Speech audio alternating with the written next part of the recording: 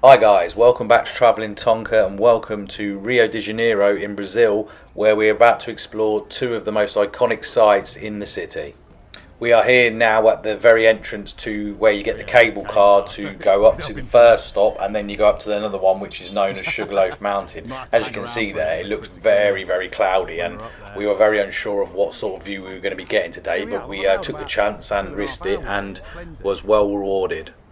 For the tickets for this, we actually bought them online again as it seemed the easier option because you have to pick a time slot, I think within an hour to go up there. The tickets were about £25 per person. Getting down to the entrance to the cable car was very simple as well. We were staying in Copacabana and we just got an Uber from there.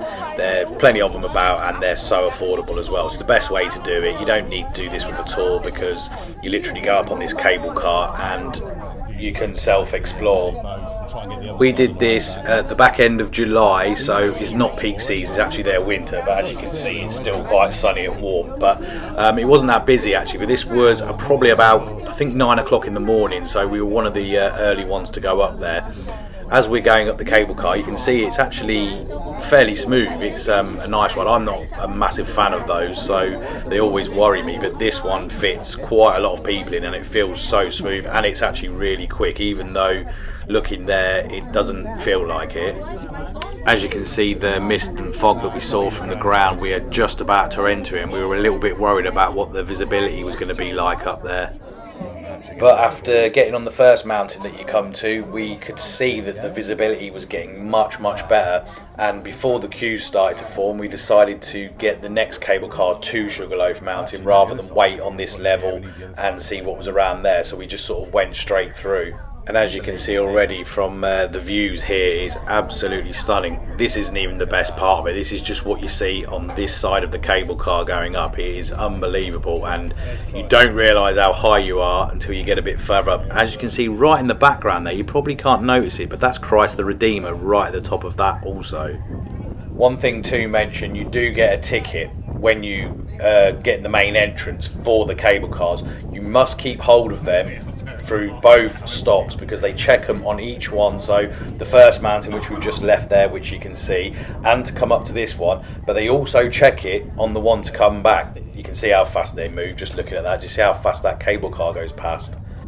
But yeah, it was reiterated to keep your ticket because once you're at the top you need it to get back on, and then when you get down to this mountain you need it to get back on to get back down to the entrance. I'm not sure what happens if you lose it, but they tell you to make sure that you don't, so it's best to keep hold of it. I mean, look at those views across there now, all the boats and yachts down there in the bays and the beaches. To the left there, that's Copacabana around there. Absolutely stunning. I mean, it's amazing what you can see from up there, and these are sort of like the most iconic views in Rio de Janeiro. Said though, it was a bit of a risk coming up here because it just did not look like it was going to be this clear and this nice up there, especially what we saw at the very start.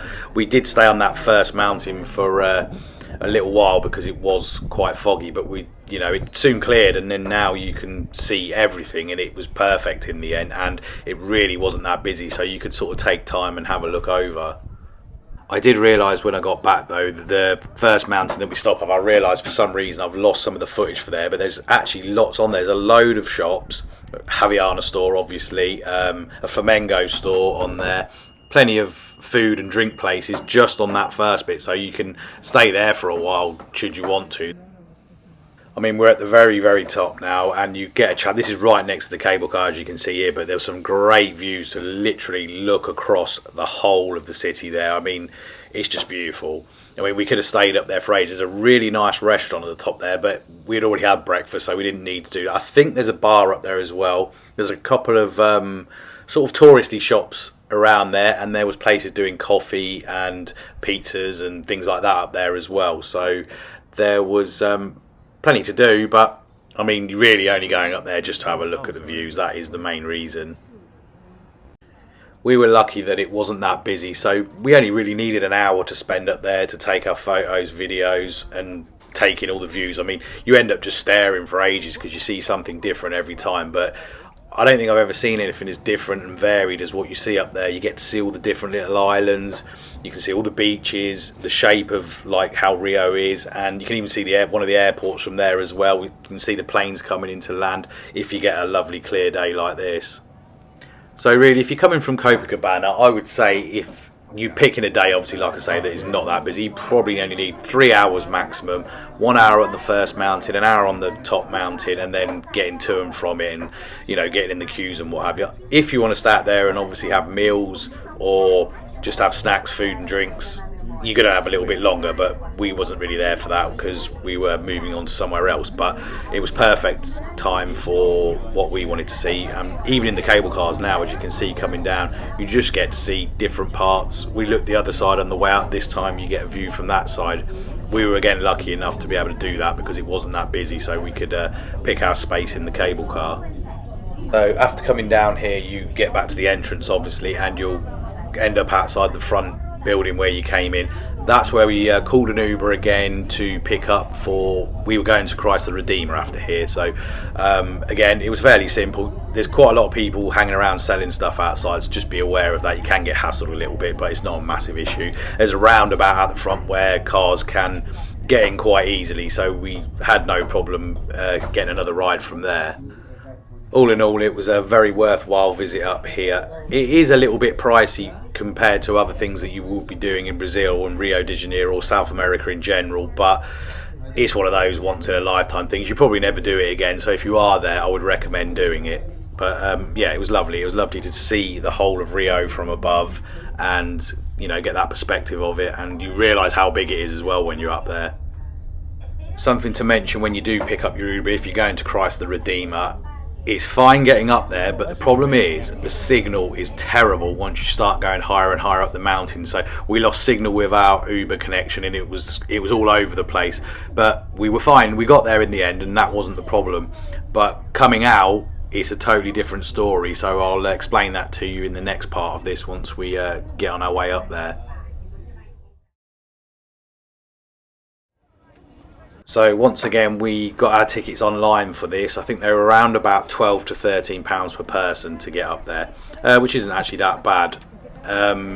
This is not peak season. Again, we're in July, but you'll see it's all just constantly busy here all the time. I think that's a all year round thing, but this would have been around about midday, I think, when we were up there. So as I explained, we got an Uber here, and then down to the entrance you got your time slot. That's all self-explanatory like normal. So you go into the building, and then we were in a big queue, but once you get down there, they also then take you up in buses, because the reception entrance area is not where you get up to this part. You then have to get taken up in buses, so you have to queue to get in that. I mean, it's quite quick, but I still think we waited about half an hour just to get in one of the buses, but it's all very well organised.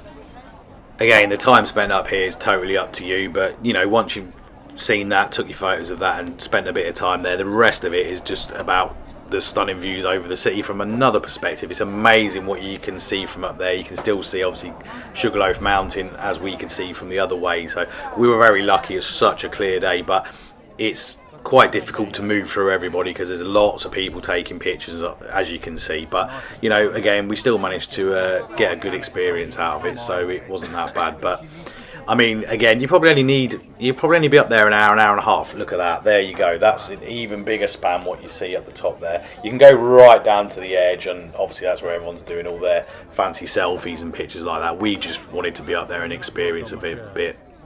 Again, there's a couple of shops where you can get food and drinks up there. There wasn't much, to be fair, this time. I mean, I don't know if in peak season there's a few more things open, but there was enough for what we needed.